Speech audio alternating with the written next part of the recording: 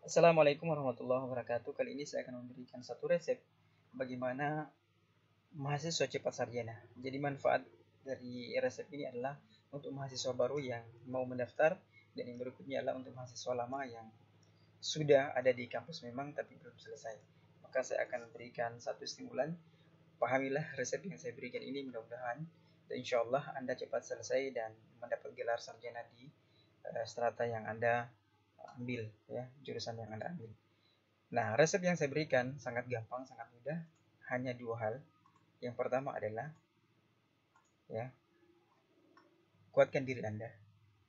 Yang kedua adalah kuatkan lingkungan Anda. Jadi maksimalkan potensi yang ada dalam diri kita. Yang berikutnya adalah maksimalkan potensi lingkungan yang kita miliki di sekitar kita. Coba kita lihat, ya, rinciannya adalah penguatan diri. Di penguatan diri ini, poin yang pertama yang harus Anda camkan adalah niat yang bulat, ya. Mantapkan hati, jangan ada cacat. Cari ridho Allah Subhanahu wa taala, jangan yang lain. Kita kuliah misalkan karena ada pacar kita di situ, kita kuliah karena ada teman kita di situ, kita kuliah karena dorongan orang lain, keterpaksaan dan lain sebagainya. Tapi apa? Sandarannya harus betul. Karena kalau sandarannya adalah ke manusia, maka itu adalah sandaran yang lapuk, akan mudah kita terjerumus dan akan mudah kita putus asa, ya.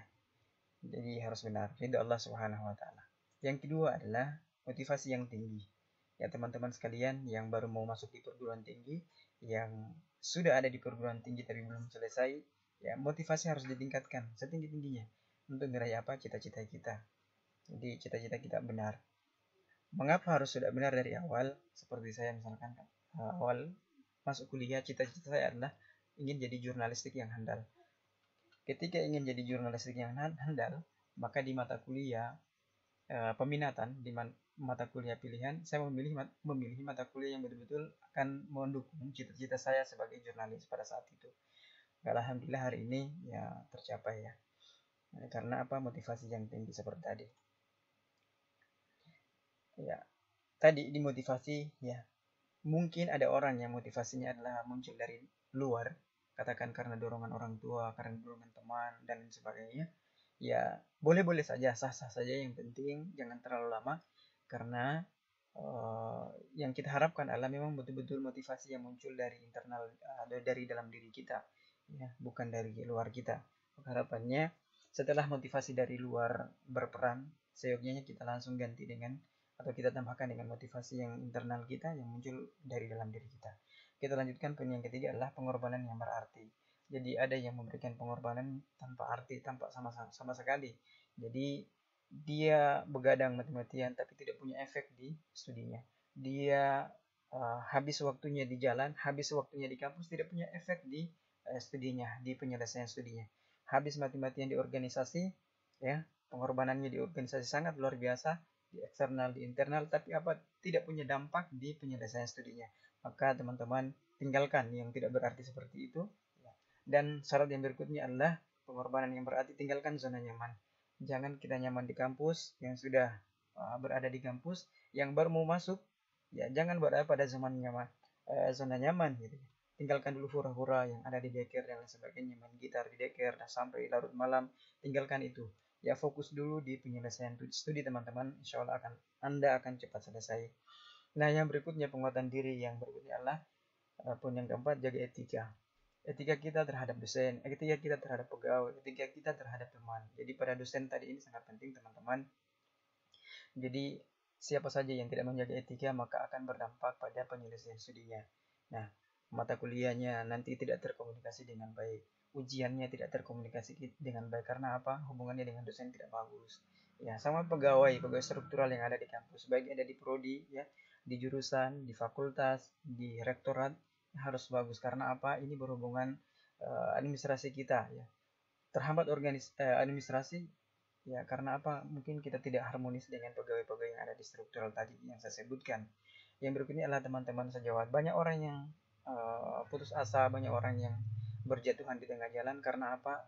Clash dengan temannya, clash dengan ketua tingkatnya, clash dengan teman-teman yang lain yang satu ruangan. Nah, itu yang menjadi perhatian teman-teman. Yang berikutnya adalah banyak mendengar dan responsif. Tabiat belajar adalah mendengarkan. Jadi teman-teman silakanlah menjadi mahasiswa yang pendengar yang baik dalam ruangan, jangan agresif, jangan terkesan pintar sehingga muncul kesombongan. Jangan seperti itu ya teman-teman sekalian. Tapi munculkanlah bahwa kita adalah mau belajar, mendengarkan lebih banyak. Tetapi ada catatannya ya, teman-teman harus responsif.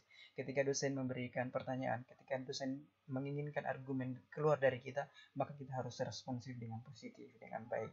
Insya Allah kita akan bernilai positif di depan dosen. Yang berikutnya adalah berorganisasi pada lembaga internal kampus. Saya tidak melarang teman-teman untuk berorganisasi di luar kampus, ya. Boleh-boleh saja. Tapi ingat ya, misalkan IMM layaklah, baiklah ya. Dan organisasi lain silakan yang tidak menghambat studi teman-teman ya. Itu catatannya. Boleh eksternal tapi yang tidak menghambat studi teman-teman. Yang berikutnya adalah berdoa dan sabar. Jadi teman-teman harus memiliki ini ya. Saya menyampaikan, silakan teman-teman berdoa, banyak berdoa. Kalau Anda tidak bisa berdoa, mintalah sama orang lain yang pintar berdoa. Orang tua kita, mintailah doanya. Ya teman-teman kita, sejawat kita, mintailah doanya. Untuk apa? Untuk mendoakan kita supaya kita cepat menyelesaikan studi kita dan mendapatkan gelar sarjana. Dan yang berikutnya adalah kita bersabar dari hal semua yang kita sudah lakukan. Ikhtiar, usaha yang kita lakukan. Dan kemudian doa yang kita lantunkan, selebihnya adalah sabar. Karena apa? Allah Maha tahu dari segala apa yang kita inginkan, segala yang kita pikirkan. Apa yang kita anggap baik belum tentu bagi Allah. Dan Allah menentukan yang terbaik buat kita, sudah itu yang terbaik buat kita. Ya, yang terbaik buat kita. Yang berikutnya yang harus kita kuatkan adalah lingkungan kita. Jadi teman-teman, apa yang harus dikuatkan? Yang pertama adalah pahami aturan kampus. Jadi lingkungan kita ketika kita masuk kampus, baik mahasiswa baru yang masuk di kampus, maka lingkungan kita yang harus kita pahami sebelumnya adalah akademik. Jadi ketika kita mendaftar jadi mahasiswa baru, ambil brosur-brosur yang berhubungan dengan akademik. Kalau kita sudah menjadi mapala mahasiswa paling lama atau mahasiswa yang sudah ada di prodi, maka lihatlah aturan akademik kita, jalan-jalanlah di biro akademik dan lain sebagainya, pahami aturan kampus. Karena banyak pengalaman, ada beberapa mahasiswa kemarin ya tidak memprogramkan semaksimal mungkin. Karena IPK-nya tinggi, seharusnya dia bisa memprogramkan 24 SKS, tapi dia hanya mengambil 22 SKS. Ini dia sendiri yang dikorbankan. Karena apa? Ketidakpengetahuan dia. Ada juga orang seharusnya dia mengambil 21 SKS, tapi dia hanya bisa mengambil 20 SKS. Ya, karena apa? Ketidaktahuannya. Sehingga apa? Memperlama proses studinya. Karena ketidaktahuannya tentang akademik. Tadi ya kalender akademik, mana kalender mid semester, final ya, itu harus teman-teman ketahui. Karena ada jadwal seharusnya mid semester Anda pulang kampung, teman-teman pulang kampung. Seharusnya jadwalnya final, teman-teman pulang kampung. Jadi teman-teman mid semester, final, teman-teman tidak boleh meninggalkan ini ya. Harus teman-teman berada di kampus dan mengikuti mid semester dan ujian tutup ujian final tadi itu ya. Dan banyak hal lain ya, termasuk ujian-ujian yang ada di sidang-sidang di kampus, seminar-seminar dan lain sebagainya. Ya, proses perkuliahan teman-teman harus pahami bagaimana proses perkuliahannya ya. Kuliah malam kah, kuliah sore kah, jam berapakah ya. Itu teman-teman harus pahami ya. Yang berikutnya penilaian. Penilaian ini banyak penilaiannya. Baik penilaian dari aturan kampus dan lain sebagainya, ya, menilai tentang penampilan kita dan lain sebagainya, ya, sampai dosen menilai. Jadi teman-teman, dosen menilai, teman-teman juga harus tahu karena dosen dalam memberikan penilaian ini akan berhubungan dengan penyelesaian studi kita. Jadi ranah penilaian dosen itu ya paling tidak berputar pada hal yang besar. Yang pertama adalah kognitifnya, afektifnya, dan motoriknya. Jadi dosen menilai tidak keluar dari ranah itu ya, kurang lebih berputar di sekitar kita. Tapi yang menjadi titik berat ya, titik Anda perlu garis tinta emas adalah afektif dan psikomotorik tadi. Jadi dosen sebetulnya ya, silakan Anda cerdas, silakan IQ Anda tinggi, tapi tolong dibarengi dengan akhlak yang bagus, afektif yang bagus, sikap yang bagus, itu ya. Jadi tidak ada gunanya Anda cerdas, tidak ada gunanya IQ Anda tinggi kalau afektif teman-teman itu rendah. Sikap kita Yang kedua adalah kenali seluruh mata kuliah. Jadi teman-teman silakan baca KRS, ya, kartu rencana studi teman-teman. Di situ terhimpun semua mata kuliah yang harus kita ambil dalam penyelesaian studi kita. Jadi kenali seluruh mata kuliah itu, ya, pahami arahnya tiap mata kuliah. Ya, kurang lebih kalau kita buatkan alur, apa awalnya, apa tengahnya, dan apa endingnya mata kuliah ini. Ya, kita tanya sama senior, kakak-kakak yang sudah duluan memprogramkan mata kuliah itu. Mengapa penting? Karena di awal perkuliahan biasanya dosen menanyakan hal-hal penting yang berputar sebagai simpulan dari mata kuliah yang dia bawakan. Di awal-awal perkuliahan dia pasti akan menanyakan ya hakikat dari mata kuliah yang dia ampuh. Makanya ketika kita sudah mengetahui dari awal, maka akan memberikan satu poin buat kita, ya, bahwa kita punya niat yang bagus untuk mempelajari mata kuliah itu, maka kita akan mendapatkan nilai yang bagus tentunya. Ya, ketahui dosen pengampu tiap mata kuliah. Ya, bukan hanya memahami alur dari mata kuliah itu, tapi ketahuilah siapa dosen pengampu mata kuliah itu. Ya, ini sangat ekstrim menurut saya, tapi ya sangat penting. Sampai pada karakter dosen itu, teman-teman harus pahami dari mana dia, ya, kesukaannya apa namanya, kekurangan dan kelebihan dosen ini apa, karakter dan sebagainya. Teman-teman harus pahami itu. Itu akan mendukung kita untuk penyelesaian studi kita.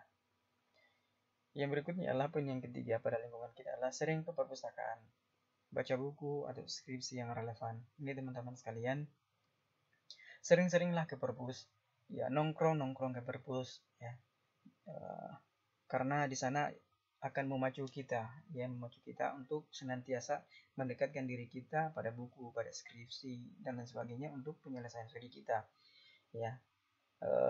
Di skripsi ini, khusus di skripsi, nanti kita bahas satu video yang lain bagaimana triknya menulis skripsi yang bagus supaya bebas dari plagiasi.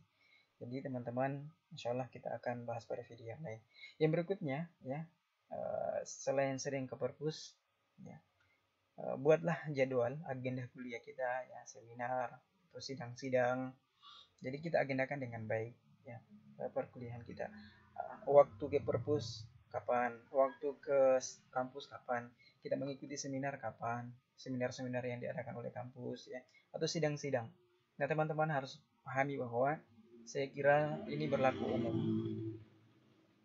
umum bahwa setiap mahasiswa harus mengikuti sidang, katakan 10 kali sidang atau 15 kali sidang dalam jurusan yang sama, baru dia diberikan kewajiban untuk mengikuti sidang proposal.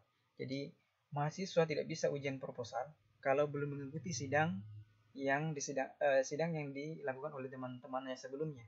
Ya, misalkan kalau saya dulu, ya, mengikuti di prodi yang sama dan prodi yang berbeda, itu semuanya dihitung, ya. Harus kita mengikuti sidang. Jadi teman-teman harus buatkan jadwal yang untuk hal-hal semacam ini. Yang berikutnya adalah manfaatkan senior dan berikutnya adalah manfaatkan dosen. Nah, teman-teman, tadi, ya, mengapa penting senior? Karena di awal-awal tadi, ya, harus kita sudah bertanya, ya, harus kita bertanya bagaimana dosen ini Kak, bagaimana mata kuliah ini Kak. Ya, kita manfaatkan senior, ya. Kak, tolong berikan saya pertanyaan yang bagus. Kira-kira saya mau tanyakan apa di mata kuliah ini? Ya Kak, ini ada tugas saya. Kira-kira tugas saya ini bagaimana penyelesaiannya? Kita manfaatkan senior kita, ya. Yang berikutnya adalah manfaatkan dosen kita. Dosen adalah manusia, ya, kita dekati dengan kefitraannya, dengan kemanusiaan, insya Allah akan juga luluh, gitu, ya, akan menyatu dengan kita. Jangan kita takut ke dosen, gitu, tapi marilah kita humanis, kita bersama, ya, senyum sapa, ajak kebersamaan, jalin kebersamaan, insya Allah akan bagus. Karena kita dekat dengan dosen, gitu, ya, sangat banyak manfaatnya, ya, baik pada proses di ruangan maupun di luar ruangan, ya, bisa kita bertanya, kita mintai tanggapan, ya, mintai arahan, insya Allah akan diberikan arahan, akan diberikan tanggapan. Yang penting tadi, ya, jaga etika kita, ya, sopan santun kita.